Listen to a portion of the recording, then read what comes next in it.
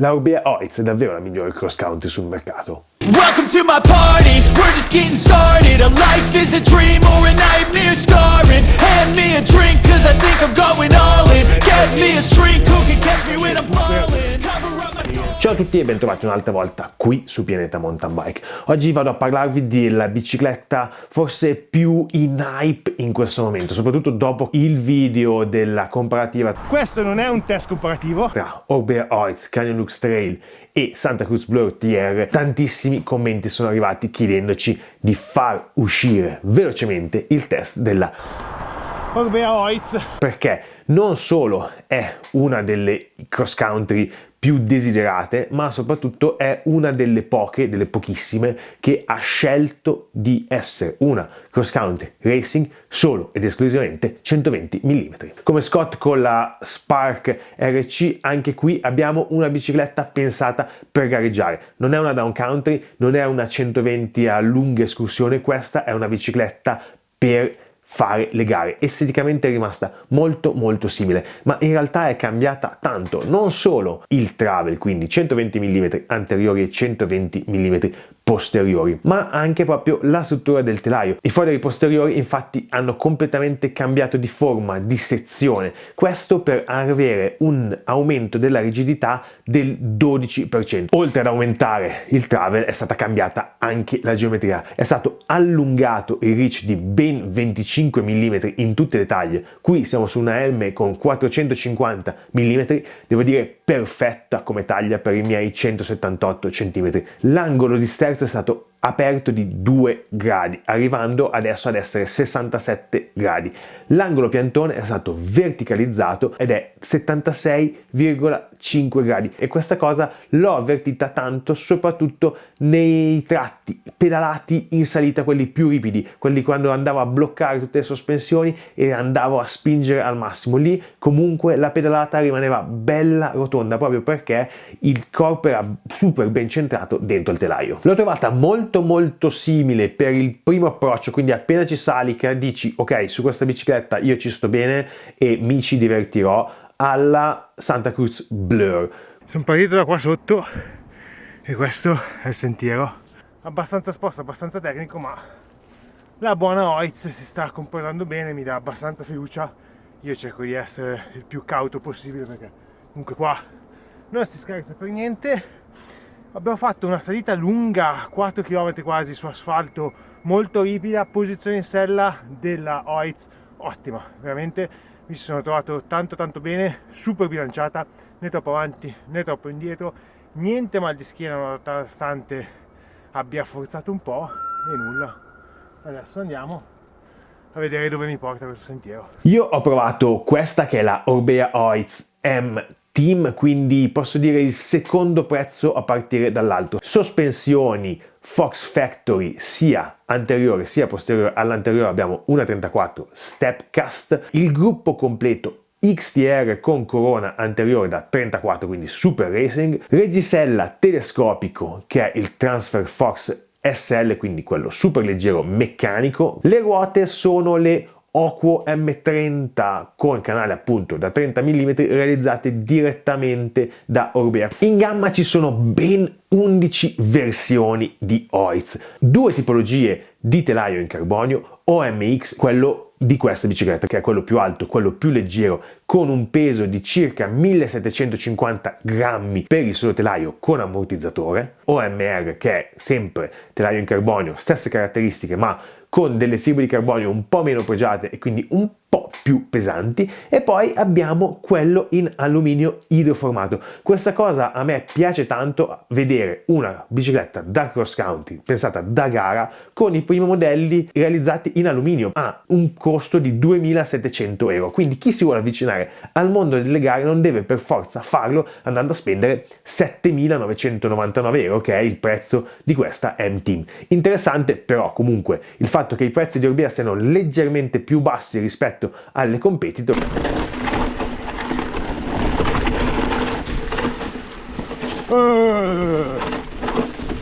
C'è quasi dello stile.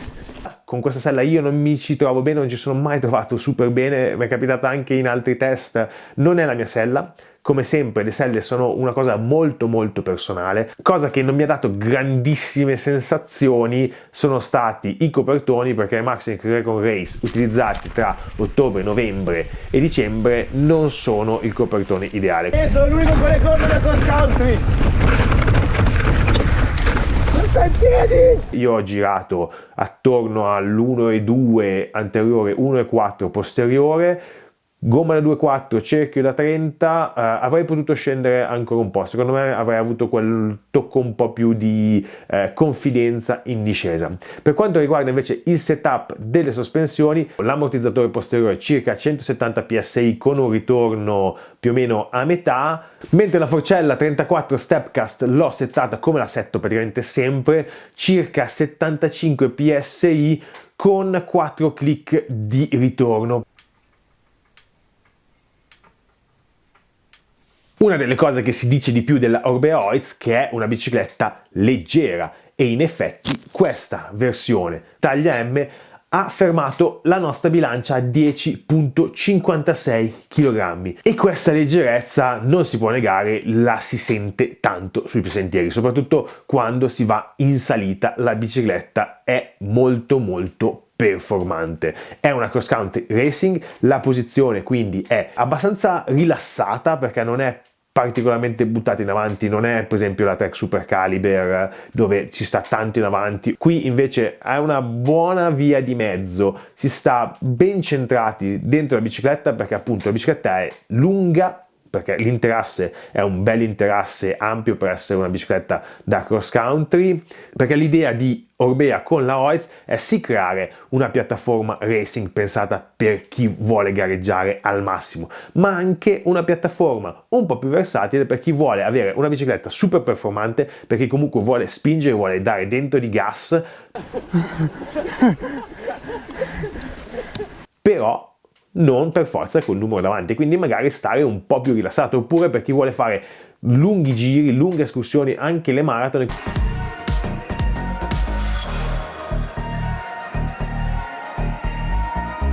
Quindi con un busto un po' più alto si sta un po' più comodi.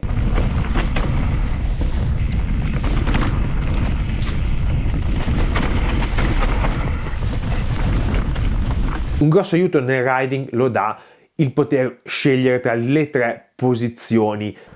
Oiz in salita devo dire molto molto bella, proprio una bella bici che sale tranquilla, super rotonda, anche con tutto bloccato. Comunque tutto bloccato è davvero rigida, ma con la posizione intermedia, quella secondo me è la posizione più utile per noi biker, perché anche su salite di questo tipo io la tengo sempre sull'intermedio e non ha praticamente bobbing, veramente pochissimo, tiene tanto sulla sospensione, quindi si è sempre molto spinti e si riesce veramente a fare una grande potenza, una grande pedalata, una pedalata super rotonda con tanto watt buttato dentro, se ne sia. Sia l'open sia l'intermedio sì, sono aperti, ma hanno veramente tanto sostegno. Lo schema di sospensione, che è un mono pivot senza giunto Horst, quindi quello più secco che può esserci, dà comunque tanto sostegno in fase di pedalata, andando ad assorbire bene quello che è il terreno, magari un po' meno sensibile di quello che può essere un VPP, con un retroteno bello che lavora.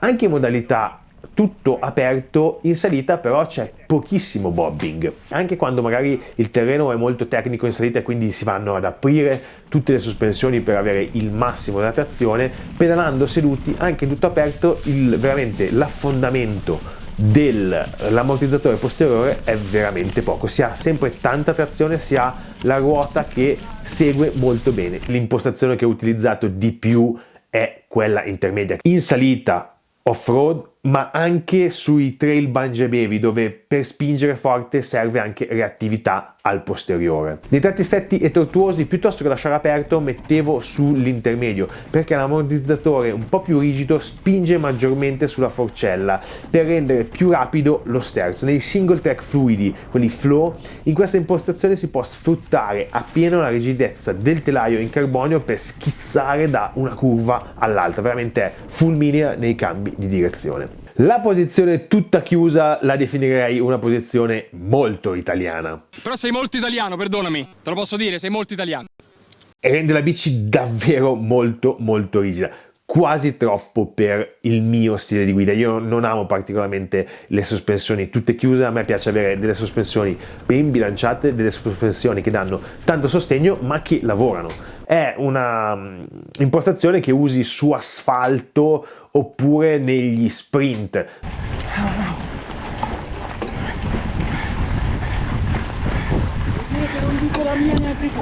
Quindi gran fondisti e maratonetti italiani, weekend warrior, sappiate che questa bicicletta è super rigida come piace a voi.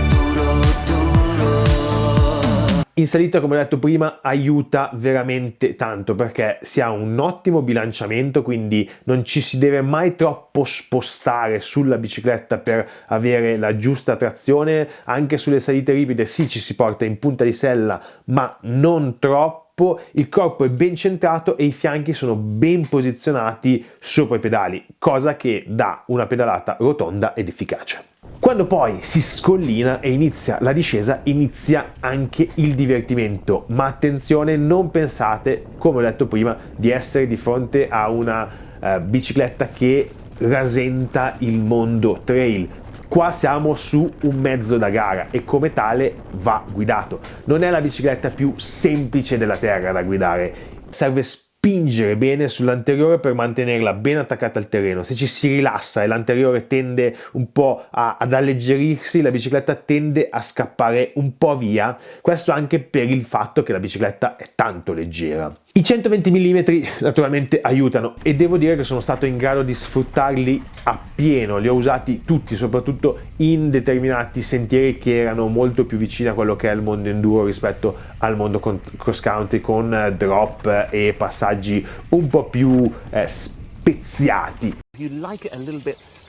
La corsa l'ho usata tutta, ma non ho mai avvertito bottom out, quindi non ho mai sentito l'ammortizzatore che andava a fine corsa, il che dimostra quanto Orbea sia riuscita a bilanciare bene quello che è il rapporto di leva con un ammortizzatore di piccolo volume. Anche la geometria gioca un ruolo importante nella guida e la Orbea Oiz, con il movimento centrale basso e il passo un po' più lungo, ispira fiducia. Si capisce però di essere su una bicicletta da XC, non è rilassata come appunto la Canyon Lux, è una bici da gara e va guidata come tale. Il caro posteriore fornisce un buon assorbimento di quello che è il terreno, se consideriamo appunto una cross country da gara. Anzi, io credo che gli amatori nostrani la potrebbero trovare quasi fin troppo morbida sul posteriore, proprio perché va a lavorare facilmente quando è tutto aperto, perché infatti se andiamo a confrontarla con altre mountain bike di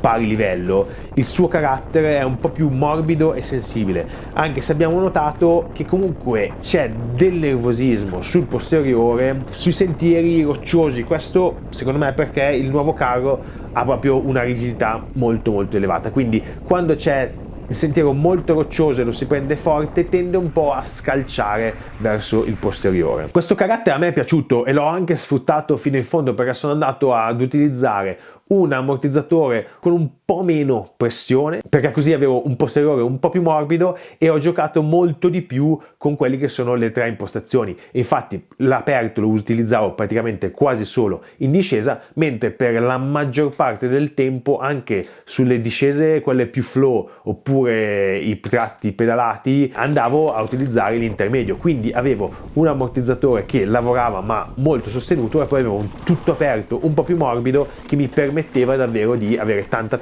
fiducia in discesa. Orbea dice di aver aumentato del 12% la rigidezza globale della bicicletta e questa cosa si avverte. La bici è tanto rigida quando serve, però secondo me non ha quella rigidezza super elevata di mountain bike pensate proprio con il solo scopo di gareggiare. Esempio rimangono ancora Epic Work Up e Trek Super Caliber. Qui si ha un po' più di versatilità e questa cosa è una cosa che fa piacere, soprattutto perché magari la bicicletta non la si usa sempre e solo per gareggiare.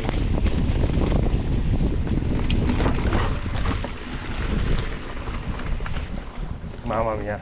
Io la ritengo una bicicletta perfetta per tutto quello che va dall'XC Racing in Coppa del Mondo fino alle lunghe escursioni estive in alta montagna, perché offre una guida fluida e con tanto controllo. Grazie al passo più lungo e l'angolo di sterzo aperto, la Oiz dona un notevole grado di sicurezza nelle discese, permettendo di spingerla senza difficoltà al limite delle capacità del rider. Io la metterei sullo stesso piano della Scott Spark RC, anche se la posizione in sella è completamente diversa. Qui abbiamo una posizione molto più naturale, ci si trova subito a suo agio, mentre dall'altra parte bisogna prenderci un po' di confidenza.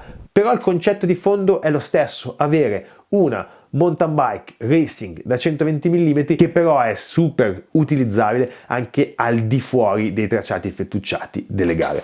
È la migliore bicicletta cross country in questo momento sul mercato?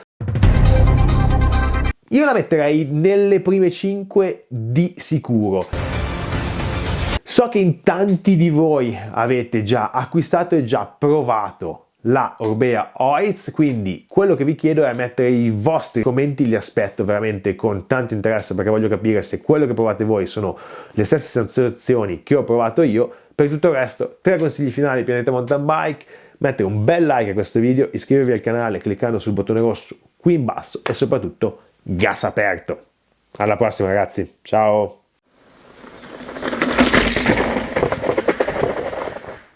Comunque, do it for pizza, bro.